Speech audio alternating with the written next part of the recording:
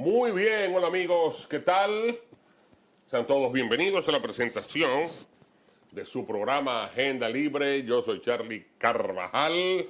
Agradezco profundamente que nos permitan llegar a sus hogares por este canal 69 de Claro, Tora TV, el canal que te gusta, que cubre toda la República Dominicana y mucho más allá. Transmisión al mundo online en tiempo real por la internet a través de nuestro streaming de video también. Transmisión y difusión por las redes sociales, nuestras plataformas superpoderosas. Ahí tenemos el caso del canal de YouTube, La Tora TV, con 92,000 suscriptores constantes y aumentando. Este es su programa Agenda Libre, el prime time de las noches de la República Dominicana. Damos la bienvenida a nuestro distinguido compañero, el destacado periodista Abinader Fortunato. Hermano gracias, mío, mi hermano Charlie. Gracias, gracias. Buenas noches a toda la audiencia. Infinitamente agradecido, Charlie. Así es. De los fieles y leales amigos televidentes que cada vez a esta hora, todos los días, de lunes a viernes, a las 8 de la noche en vivo, aquí haciendo una televisión muy cercana con la gente, con sus temas, con sus preocupaciones y además, Charlie, manejando nosotros los temas más importantes del país y el resto del mundo, nuestras conexiones. La República Dominicana es un país muy movido, está siempre en la agenda cuando uno es en un tema, en estos temas, con una enorme voluntad inmensa de echar para adelante y de seguir aportando para el desarrollo en los aspectos económicos, mejorar nuestra educación. Muchos profesionales, muchos muchachos en las universidades. Me complace mucho decir que en este día, en una entrevista que dio a uno de los canales de la televisión dominicana, el señor ministro de Educación comunicó hoy que... Ángel Hernández, rector de la universidad o presidente de la Junta directiva de la Universidad Abierta para Adultos, la UAPA, una universidad muy buena. El ministro de Educación decía, y eso es lo que me complace y lo voy a compartir con ustedes, claro, es que Charlie ha aumentado y parece aumentando la cobertura de muchachos integrándose a la parte educativa, integrándose a la escuela, que es una responsabilidad suprema de los padres. Tendremos un mejor país cuando haya una mejor educación, cuando los padres contribuyan más con esa responsabilidad suprema y cuando el Estado también le pase factura a los padres que no envían sus hijos a la escuela. Cuando usted pierde la autoridad de que el niño no va a la escuela, usted se descuida con eso, los padres no ayudan a los maestros agotados y cansados, y entonces nosotros a veces le damos de lado a esa gran responsabilidad. Mira, nosotros hacemos comunicación con responsabilidad y aunque en diferentes ocasiones hemos criticado al ministro de Educación, Ángel Hernández, en lo cortés no quita lo valiente. Él, a pesar de las críticas, de los errores, ha tenido algunos logros importantes como ministro de Educación. Yo quiero destacar en ese tenor Abinader el hecho de que dijo precisamente el ministro de Educación que ya el servicio de transporte estudiantil está prácticamente universalizado en toda la República Dominicana. Ahí faltan algunas provincias que ya serán incluidas con este servicio de transporte escolar. Yo creo que es interesante porque cuando los jóvenes estudiantes de diferentes niveles en la escuela pública tienen garantizado el servicio de transporte, eso es una ayuda importantísima, es una tranquilidad para los padres de estos estudiantes que muchas veces tienen 2, 3 y hasta 4 hijos en las escuelas, y darle pasaje a 4 estudiantes, eso es muy costoso. Hay gente muy pobre, muy humilde, que no puede. Si tomamos en cuenta que los pasajes están aquí muy caros, si los estudiantes se transportan en motoconcho, también, que muchos de ellos son transportados en motoconchos, pues es un gran riesgo. Yo creo que hay que reconocerle a Ángel Hernández y a la actual gestión de gobierno que encabeza Luis Abinader, el hecho de que se ha continuado con este proceso. Dice Ángel Hernández que una parte de las guaguas pertenecen al Ministerio de Educación, que fueron adquiridas mediante licitación, y otra parte también de las guaguas que son utilizadas provienen del sector privado, son rentadas.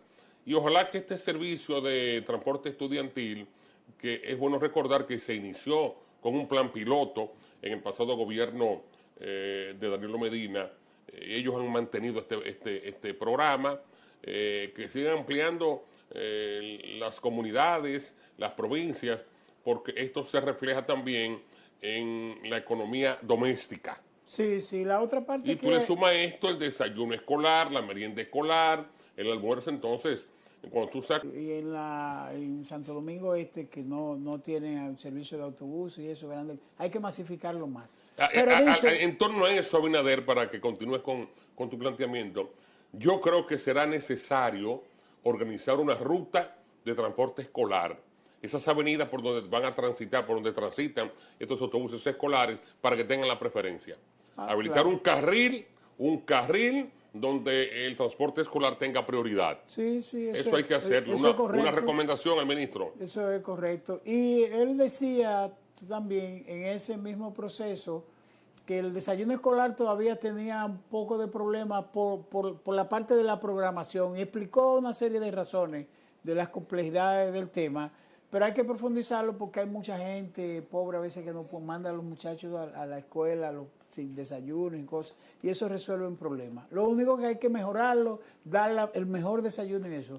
Pero hizo un gran anuncio también. El otro gran anuncio que hizo el ministro de Educación, Ángel Hernández, es, Charlie, que los libros, que ha ido mejorando las cuotas de libros que está poniendo el ministerio, y correcto, no tiene que pedirle el ministerio permiso a ningún empresario, a ningún asunto para hacer los libros. O sea, la ley lo faculta, es el ministerio el que regula la educación y tiene muchísimo sometimiento, pero eso habrá que invalidarlo.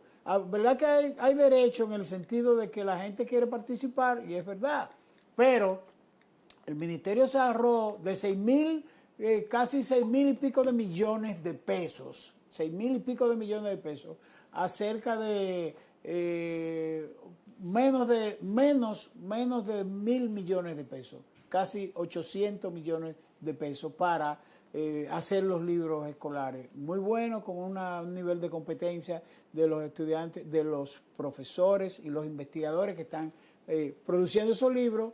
Y decía él que ya estaban preparados para el inicio del año escolar. O sea, es trabajar a tiempo. Eso es lo que se necesita. Yo creo que es importante. Y dijo, y ahí termino mi comentario sobre él, que todavía se estaba perdiendo dinero en el presupuesto de educación, que ellos están trabajando, y eso yo lo entiendo, que ellos están trabajando a todo dar para mejorar, porque recuérdate que el ministro llegó en una circunstancia muy especial, cuando el presidente quitó a Roberto Fulcar, que hizo un desbarajuste ahí, pero también Roberto Fulcar llegó en un proceso de circunstancia muy especial, pero cometió mucha diablura y mucha... Lo primero que hizo fue que el PRM perdió la ADP porque se puso enemigo de una secretaria del gremio que tenía mucho más capacidad que ella, pero él se peleó porque él se puso soberbio. Como tú le das un Ferrari a un muchacho que no tiene capacidad para tú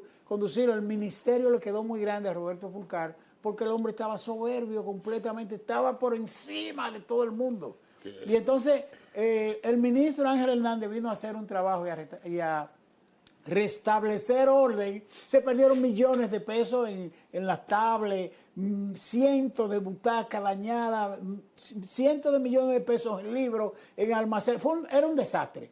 No hubo gerencia, era un desastre. Él mismo dijo, se han perdido más de 18,000, más de 12,000 millones, aquí es un desastre aquí. Lo dijo él y lo dijo entrando.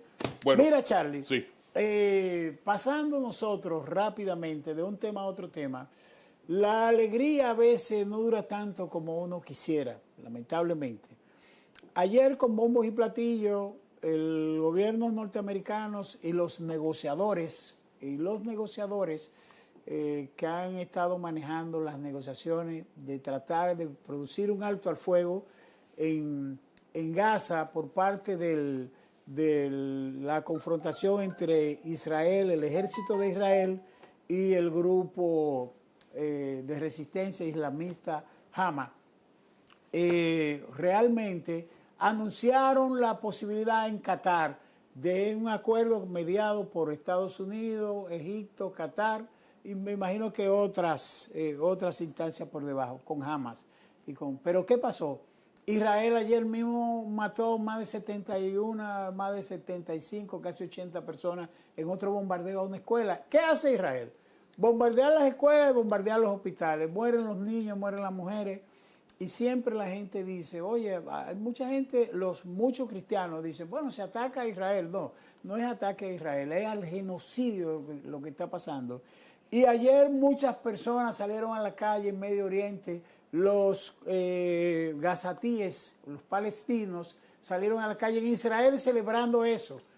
Pero ese señor que le ha hecho perder la mayor imagen a Israel, que se llama Benjamín Netanyahu, bueno, su única obsesión es matar personas. Su única obsesión es matar personas. Entonces, los acuerdos están tambaleándose a ver si llegan, porque hay una posición incluso de extremistas judíos y de algunos que entienden que hay que llegar a una negociación, pero en su cabeza y en la cabeza de una parte del gobierno de guerra, del gabinete de guerra, nada más está la muerte.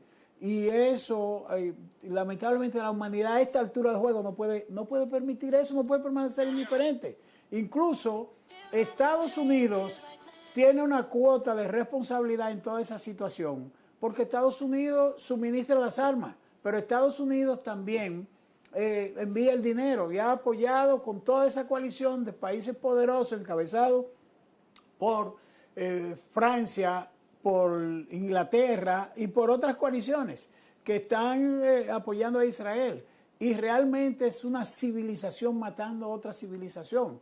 Y uno no es anti-israelí, yo no soy, y lo he repetido muchas veces aquí, yo no soy anti-israelí. Yo crecí admirando a figuras como la de Abraham, como la de Moisés, como la de Daniel, pero también la figura de Ishaq Rabin, una de las figuras que fue asesinada por extremistas judíos, y a otra personalidad como la de Shimon Peres, y a otra personalidad militar como la de Moshe Dayan.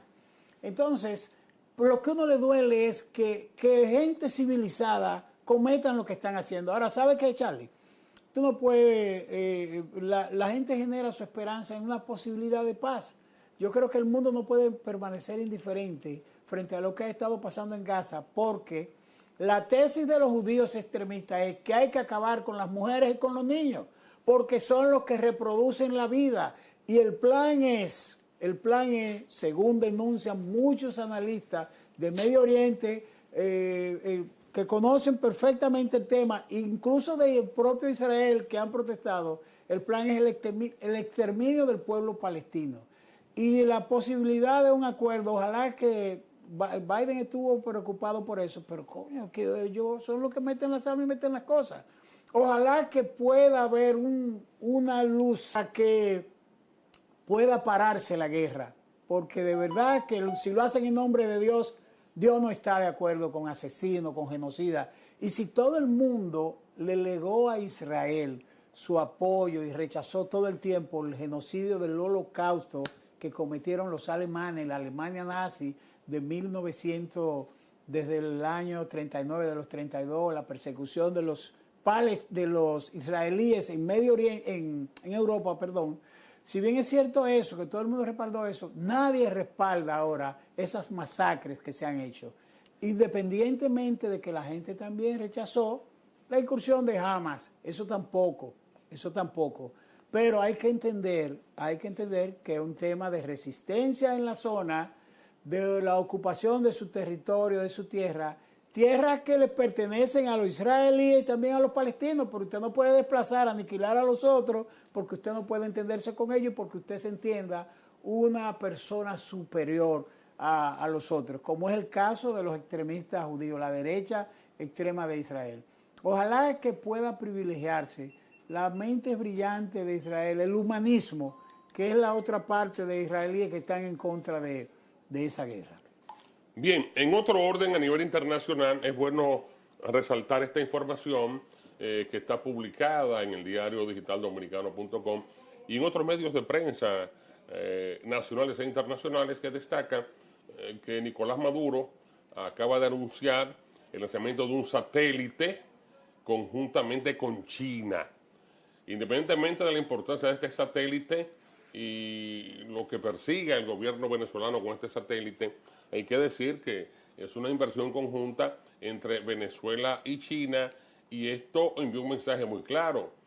China va a continuar apoyando a Nicolás Maduro, lo mismo ocurre con Rusia y otros países que no van a darle la espalda al presidente venezolano. Esto indica que, así como del otro lado hay 12, 13, 14 países dentro de lo que se incluye República Dominicana que continúan con la campaña de respaldo a Urrutia para que vaya a Venezuela a tomar posesión como presidente electo legítimamente. Sin embargo, eso es una especie de un proceso más mediatizado que se puedan obtener los resultados de que Urrutia pueda tomar posesión como presidente de Venezuela. Ya Nicolás Maduro asumió para un nuevo periodo y repito, esta información de que se está anunciando un satélite conjuntamente con el apoyo de China nos indica a nosotros que esta parte continuará la lucha interna desde fuera, por decirlo así, la lucha entre Estados Unidos y China por un lado, luchando por la hegemonía, por el dominio, por el control. Entonces aquí está la información. Nicolás Maduro, investido por el Parlamento de amplia mayoría chavista como presidente de Venezuela para un nuevo periodo, tras un cuestionado triunfo electoral, anunció la creación del Ministerio de Comercio Exterior, también reveló un proyecto con China para construir un nuevo satélite y prometió reformar la constitución que el fallecido Hugo Chávez impulsó en 1999. Se esperan cambios entonces en Venezuela y Maduro no le está haciendo caso, no le está prestando atención al periplo que está desarrollando González Urrutia por diferentes países de Latinoamérica. Hay una noticia publicada también en diferentes medios de prensa que indican que hay 14 naciones, como de ese momentito, que están apoyando definitivamente a González Urrutia, pero yo no creo que este periplo que está desarrollando Urrutia, creo que está en Costa Rica en este momento.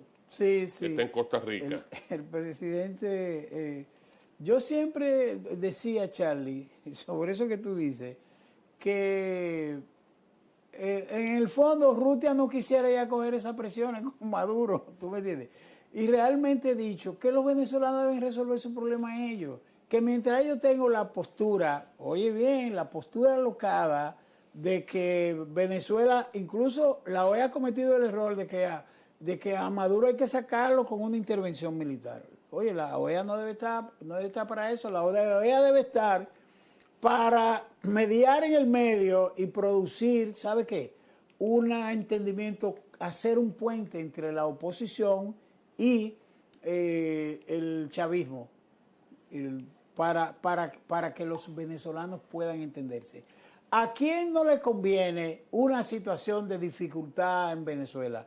Al propio gobierno norteamericano, a la región tampoco le conviene. ¿Por qué no le conviene?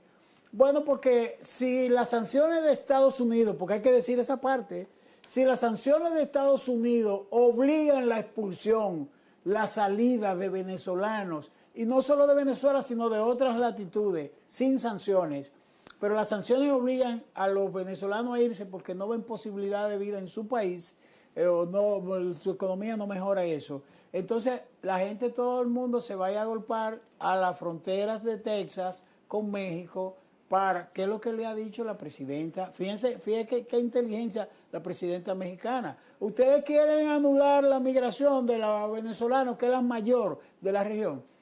Cerca de 7, 8 millones, lo que se pueda poner. A veces lo suben más, dependiendo. Pero quieren anularla o quieren bajarla. Bueno, pues vamos a eliminar las sanciones y vamos a entendernos con Venezuela. Eso es lo que ha dicho la presidenta de México. que era la postura que nosotros debimos asumir aquí, que Venezuela se estabilice. Nosotros no podríamos apoyar nunca una intervención militar en Venezuela, ni en ningún otro país de la región, ni en ninguna otra parte del mundo. Los países son soberanos, hay que respetar eso. Tú lo que tienes que valorar, comprensión y entendimiento. Y yo no estoy convencido, Charlie, ¿sabe de qué? De que el presidente Donald Trump, que va a asumir en 4 o 5 días la presidencia de los Estados Unidos, quisiera abrirse un frente en América Latina, que aunque hayan sectores que repudian a Maduro, que están en desacuerdo con él, también hay muchos sectores, muchos países y muchos gobernantes de la región que no están de acuerdo con una intervención armada en Venezuela. Hay que decir que Donald Trump y los Estados Unidos deben fijar su atención con lo que ha ocurrido en Cuba durante más de 50 años, un bloqueo, presión internacional. Sin embargo, el régimen de Cuba continúa con altas y bajas. Pero ¿qué es lo que más ha afectado al régimen de Cuba? La crisis económica. Claro, ¿Qué es lo que más va a afectar a la situación de Venezuela? Y que continúen los venezolanos emigrando a República Dominicana, a Colombia, a Brasil, Estados Unidos, la crisis económica. Si se quiere que exista un clima de paz, de tranquilidad, que esto incluso pueda permitir llamar a elecciones a un tiempo prudente, hay que comenzar estabilizando la economía. Hay que decir que la economía en Venezuela ha tenido cierta mejoría. Siempre he dicho, Charlie, siempre he repetido, que hay que ver que cuando uno evalúa a Maduro, hay que ver las condiciones por las que Maduro se colocó en esa dirección, en una dirección de fuerza. La gente tiene que saber aquí, a través de Agenda Libre, a través de los comentarios de nosotros, que Maduro fue una persona, un gobernante que siempre fue hostigado. Desde que el comandante Hugo Chávez, el presidente Hugo Chávez Frías, murió de cáncer en Cuba, ha sido hostigado por todo el mundazo y la oposición. Pero la oposición venezolana no es una oposición cualquiera, es una oposición que dijo no hay que arrancarle la cabeza a Maduro. Pidió una sublevación de los militares. Y no solo eso, una cabeza de playa con un gobierno paralelo, o sea, todas esas cosas se han hecho y no se pueden desconocer. Frente a toda esa situación del que te agrede, del que Maduro pudo haber salido en 2015, cuando la oposición ganó el Parlamento, pero en vez de hacer una oposición tolerante y civilizada, se plantearon derrocar a Maduro por la vía que fuera. Si había que matarlo, había que matarlo. Y frente a eso, hay que decirle, para que la gente pueda entender el tema, que no es que los militares apoyan a Maduro, no es que los militares son parte del gobierno, y forman parte de todo el tema político y de todo el tema del nacionalismo venezolano que hay en esa fuerza venezolana, que no ha sufrido una fractura significativa como para provocar o desplazar a Maduro del poder. Y hay que decir que es la función del ejército, de las Fuerzas Armadas venezolanas, al igual que el ejército dominicano, defender al presidente de turno. Así no es. propiciar que sea destituido con una zonada militar. Entonces, porque Maduro se eligió, hablan de dictadura, pero Maduro se eligió con la participación de toda la oposición en todos los procesos, Y el ejército está obligado a garantizar por lo menos la estabilidad, la estabilidad del país. Es mejor soportar a Maduro el tiempo que, por un tiempo, y que no se produzca un derramamiento de sangre, una guerra civil en Venezuela. Perfectamente. Es mucho peor una guerra civil, miles de muertos, y la situación entonces se complicaría mucho más. Charlie, vámonos a la pausa Sí, y señor. Volvemos en breve con más temas importantísimos y a la espera aquí de una importante entrevista. No ha llegado el entrevistado, y lo voy a decir, no ha llegado el entrevistado. Vamos a esperar que llegue. Ok, a ver. Vamos a la pausa, retornamos en breve.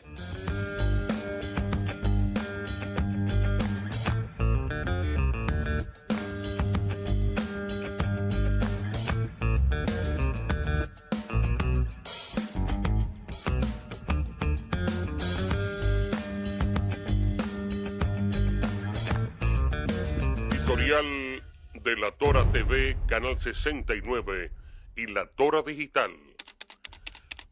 Los abusos de Farideh Raful. La ministra de Interior y Policía, Farideh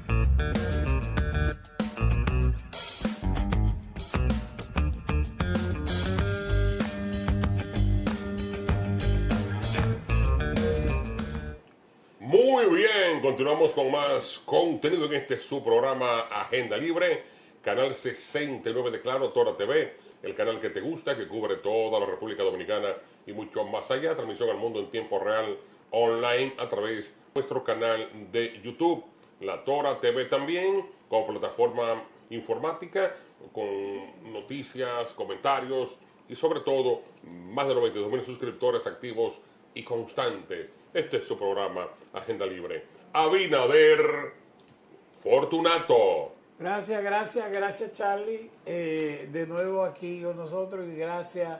Tenemos aquí una participación esta noche muy especial por un evento muy especial que se acaba de cumplir 53 años en la República Dominicana.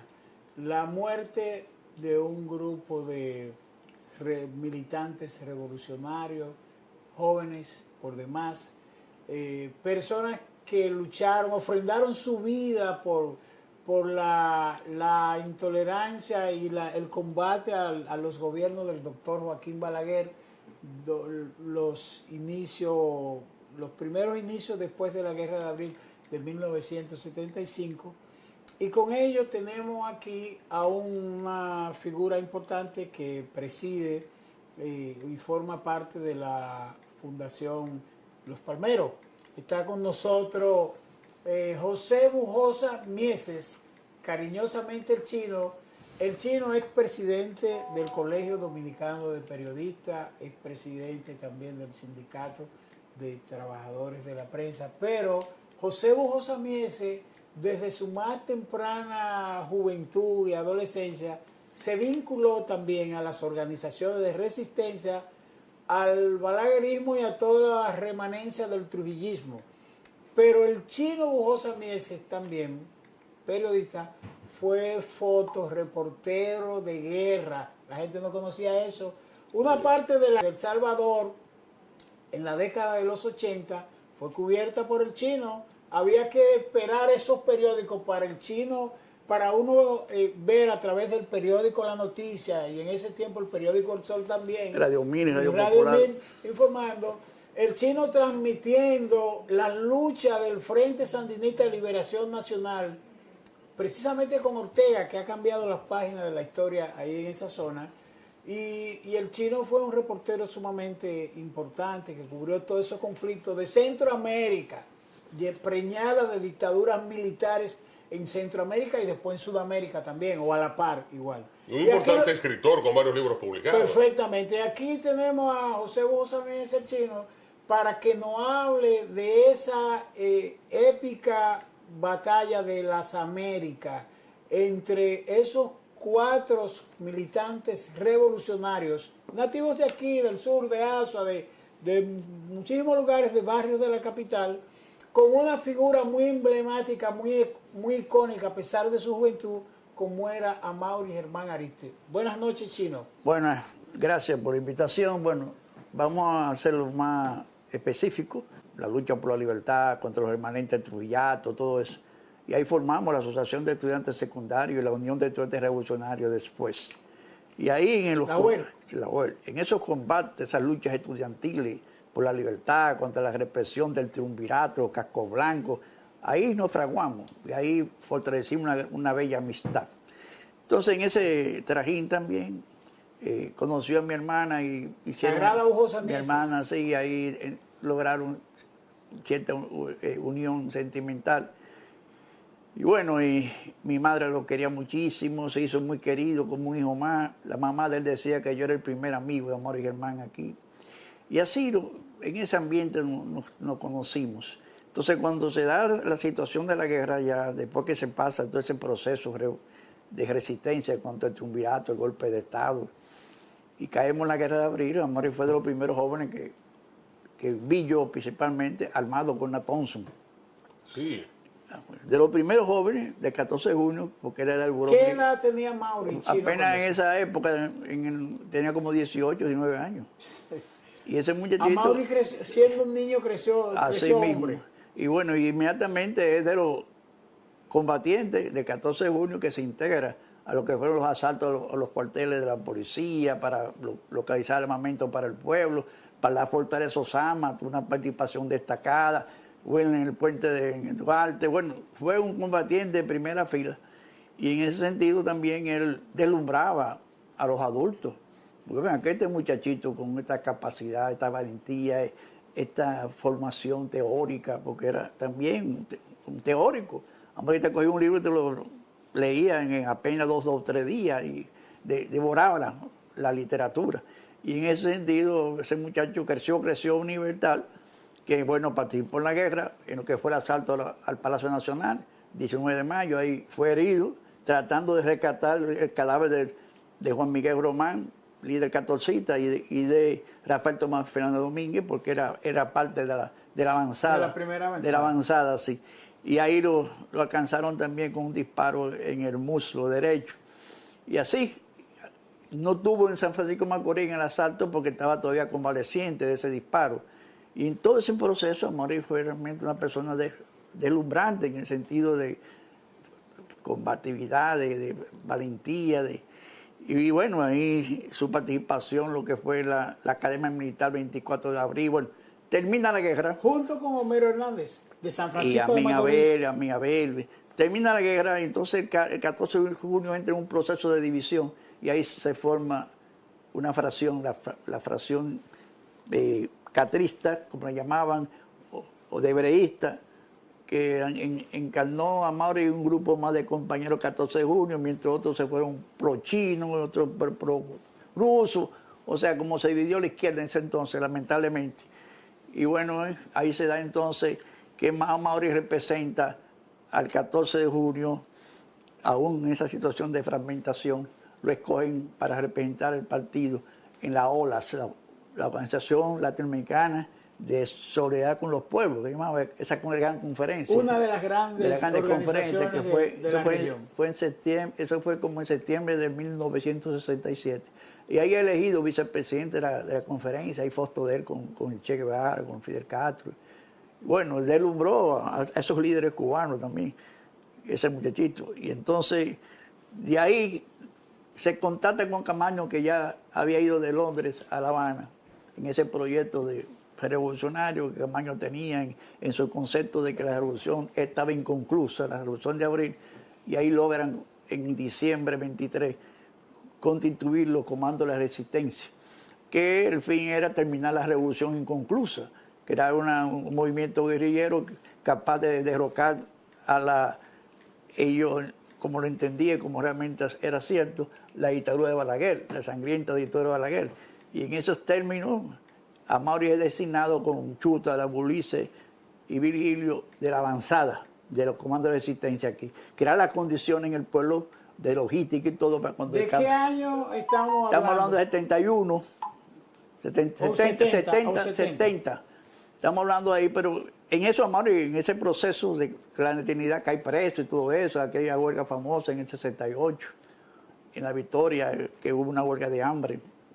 Un personaje, perdona Chino que te interrumpa y no puedo dejar de citarlo, junto con ellos la parte teórica, Miguel Coco también es otra figura. Miguel Coco se designó también que si faltaba Amaury, si Amaury era muerto en su lucha, Miguel Coco lo iba a sustituir. Era el que iba a tomar la dirección de los comandos de la resistencia.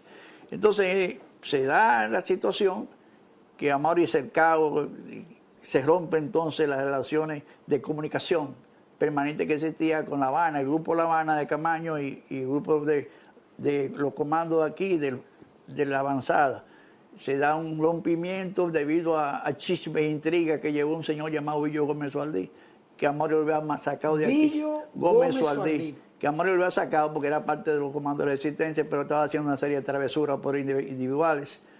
Y eso afectaba la seguridad del grupo. ¿Está vivo ese señor? No, afectaba la seguridad del grupo y todo eso, y lo mandaron a Cuba, precisamente como una sanción en cierto sentido.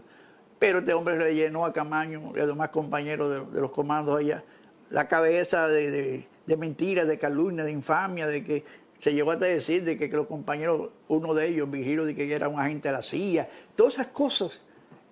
Trató de ese tipo de confundir a dirección de los comandos allá en Cuba con Camaño.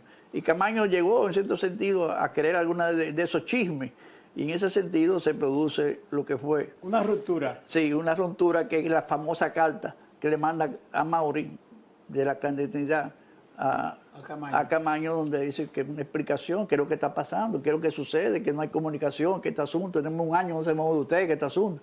Entonces ahí es que se da el asalto al banco, buscando recursos ellos para ir a Cuba, comprar armamento, resolver unos problemas logísticos porque estaban prácticamente cercados. ¿Al Banco Popular no, al Banco de Royal Bank Escocia, sí creo que fue, el Banco de Canadá creo que fue, no recuerdo. Bueno, ahí se dio ese asalto, que bueno, no fue con fines personales, para resolver problemas personales, como dijo Nivel Seija también, que era jefe de la policía en ese entonces, que reconoció que los palmeros ese dinero lo usaron para su lucha, no para fines personales. Entonces, tú te imaginas una situación de cerco, aniquilamiento, prácticamente lo estaban buscando para asesinarlo, porque eso se puso en demostración el 14 de junio del 70, ahí en este ensanche de prolongación Independencia, ¿cómo se llama? El INDI. ¿Miramar o el INDI? INDRI, que ahí Amaury estaba oculto en la casa de mi hermano mayor, Benjamín, lo conoce mi amigo aquí. Sí, Benjamín Bujosa. Y mi hermano lo protegía ahí junto a su compañera esposa, mi hermana, y la niña de Amaury recién nacida, que todavía estaba. Hay un elemento, perdón, Chino, para situar en contexto, que decía que Amaury había ido a vivir incluso a Los Minas con Sagrada Bujosa. Es cierto, es cierto. Una Sagrada casa. vivió también allá, en la casa donde asaltaron, allá. 5 días antes Sagrada estaba ahí. Y Sagrada incluso dice que se molestó con Amaury porque ya ella tenía informaciones de que estaban ubicados y le pidió que por favor había que salirse de ahí. Y Amaury no estuvo de acuerdo con ella, no se llevó de ella. Entonces las mujeres a veces tienen cierto sentido.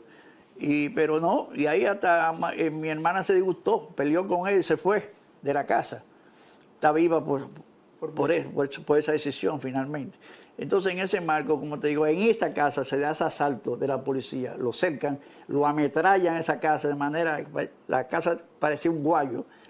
Y Amaury lo que hace es que tan pronto se percata que está la patrulla, que estaba Chichi Bolón en esa patrulla, coge su Thompson y le rompe, trata de romper el cerco, y ahí hiera a Chichi Bolón en un muslo también, salió huyendo. ¿De qué momento estamos hablando? 70. El 70 y 12 de enero. No, 14 de junio. Ok. Y Amaury decía de que entre de la patrulla, cuando estaba acercando, había una voz de una persona de acento extranjero que le decía, entrégate, Amaury, entrégate. O sea, que él recordaba eso, que era una voz de un acento extranjero. Y en ese marco, bueno, se puso estos acontecimientos. Eso agudiza más la represión, la persecución contra Amaury, y es donde ellos consiguen la casa allá. En las Américas. En las Américas, y ahí es donde finalmente lo localizan. Lo localizan porque dice, hay una referencia de que uno de sus encargados de la logística, César Félix, un combatiente, llevaba la comida, lo asistía, lo mantenía en comunicación. Y ese fue el que contrató la casa donde estaban. Entonces la policía, el servicio secreto, indagando dónde podían estar esos muchachos, fueron a los cortes de bienes raíces y se dieron cuenta que ahí esa casa había sido alquilada por un tal César Félix. Comenzó a investigar César Félix. De hecho fue que lo detectaron, lo persiguían, y cuando en un 13, un 11 o un 10 de enero de 72, fue a llevarle alimentos a los muchachos y cosas. Después de un supermercado fue perseguido y ahí la policía se percató que ese era el camino y por ahí estaba la vivienda. No, ese testimonio se lo dio este tipo que era jefe del SS en esa época. Caonabo Reynoso. No, el otro, Cholo que llamaba, no. Bueno, Enrique, que era el Moncho Enrique. Un asesino de orca y cuchillo en la Policía Nacional. Este testimonio lo da Moncho Enrique, incluso en una entrevista ahí que le hicieron en la Z, ¿no? En esos tiempos, y él dijo que ellos se percataron de que estaba ahí ese día, que ese era el lugar, pero no hicieron la acción inmediata, sino que le dieron más seguridad, más tiempo para confirmar de que ese era el lugar que estaban ellos. Incluso estando preso César Félix. conmigo y un grupo de compañeros presos políticos en La Victoria. Moncho Enrique llega y le dice, ¿tú te acuerdas que cuando tú fuiste aquel 11 de enero por ese camino que iba a la casa, un señor que estaba picando piedra con un sombrero grandísimo ahí y que había una piedra en el medio y yo al ver el carro te la quité para que tú pasaras? Y yo, sí, yo me acuerdo, ese era yo que estaba ahí. Le dijo así mismo. Wow, O sea, lo tenía ubicado. entonces. Ya lo tenía ubicado. ¿Hubo algún tipo de delación de No, ese muchacho, personas del entorno? Ese muchacho fue preso, César, fue de los presos. Se portó valientemente, aguantó toda la tortura, no delató a nadie. Y quedó de ahí realmente completamente desguañangado, como decimos los dominicanos, de las torturas que le hicieron. Entonces, bueno, ese fue la tragedia, que el 12 de enero entonces se produce el asalto. Ellos tenían como parte de su retaguardia, que dos días, una noche, estaban Amaury y Virgilio en la cueva, regresando, y después iban a sustituir a Chuta y Ulises. Ese día le tocó... ¿Tenían armas entonces en la sí, cueva? Sí, claro que sí. Ese día le tocó a Amaury y a Virgilio sustituir a Chuta y Ulises, que estaban en la cueva. Y regresando Chuta y Ulises tempranito, como a las 6 de la mañana, y quedándose Amaury y Virgilio en la cueva, y ahí llega entonces la patrulla y le hace una emboscada. O sea, ellos fueron tomados de emboscada. ¿Quién comandaba esa patrulla? Porque pudieron ser apresados. Sí, claro, que si lo mandan a un alto y lo desarman, lo hacen preso. Eso cometió un asesinato. Fue de que lo vieron llegar, que llegaron a tiro. ¿Quién comandaba esa patrulla? Bueno, ahí estaba uno de los que, no recuerdo exactamente, era una patrulla, pero no recuerdo quién la comandaba. Pero había oficiales como uno que cayó, Almanzar, el papá de Virgilio Almanzar, que creo que era capitán. Deme algunas imágenes, por favor. Perfecto, fue uno de los... Fue el banco, The Royal Bank of Canada, que fue asaltado para comprar. Fue de los primeros que cayó. Entonces él, como te digo, ahí cayeron para la policía 8, pero para las investigaciones que hemos hecho posteriormente, más de 22 caídos de la policía. Así que fue un enfrentamiento desde las 6 de la mañana hasta las 6 de la tarde. No. Casi 10 horas de combate. 2 hombres, porque nada más fueron Virgilio y Ulises, porque Chuta... Los primeros cayeron. Sí, los primeros cayeron. No pudieron combatir así. Entonces, me imagino que se tiraron todos los proyectiles que tenían en su poder, o sea, se quedaron... Hasta donde llegaron. Hasta donde llegaron. Y ahí cayó Virgilio y después cayó Amaury.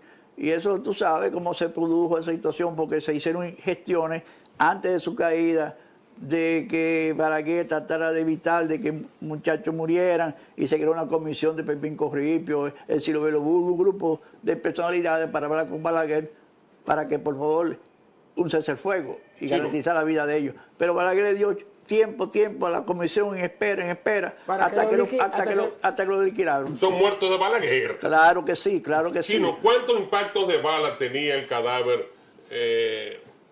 Bueno, mira, el que estaba más destrozado era Virgilio. O sea, la cara completamente explosionada y todo el cuerpo lleno de bayonetas. Amor, lo que tenía aquí en la cabeza, como que habían dado un corte de bayoneta aquí.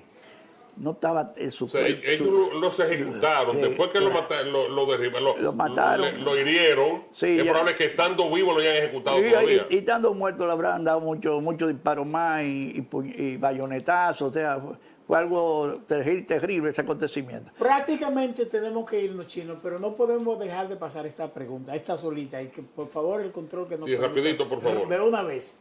Porque el Chino deberá volver otra vez aquí para hablar de eso. Un evento histórico muy importante, de la lucha de la juventud de este país.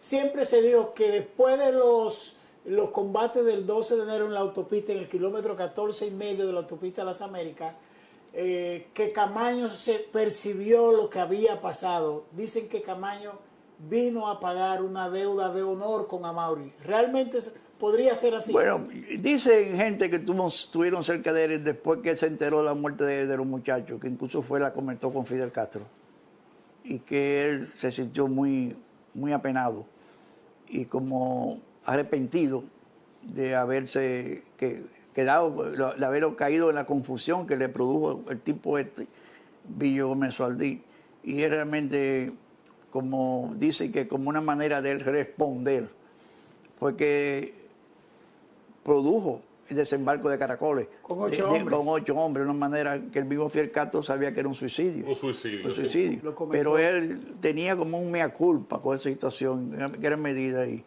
bueno, tomó esa decisión heroica y todos conocemos lo que fue para allá Caracoles. En medio de todo eso, tú volverás porque tenemos que hablar de una figura, Melvin Mañón. No tenemos tiempo para más, lamentablemente, ¿verdad, Charlie? Claro, ya estamos en la parte final, ya no hay tiempo para más. Una próxima invitación. ¿Qué reflexión tiene de eso? Bueno, lo primero, que la caída de los compañeros no fue en vano, como mucha gente dice, alguna gente, que fue realmente un aporte a nuestra lucha libertaria, a nuestra democracia, a lo que hoy vivimos gracias a los palmeros y los tantos dominicanos buenos que han dado su vida por la libertad y la democracia en este país. Muchas gracias, José Bujo Samieses. De esta forma llegamos al final a esta edición de su programa Agenda Libre por este canal 69 de Claro, Tora TV, el canal que te gusta. Como siempre, les acompañaron Abinader Fortunato. Charlie Carvajal. Hasta mañana. Gracias. Yo hablé.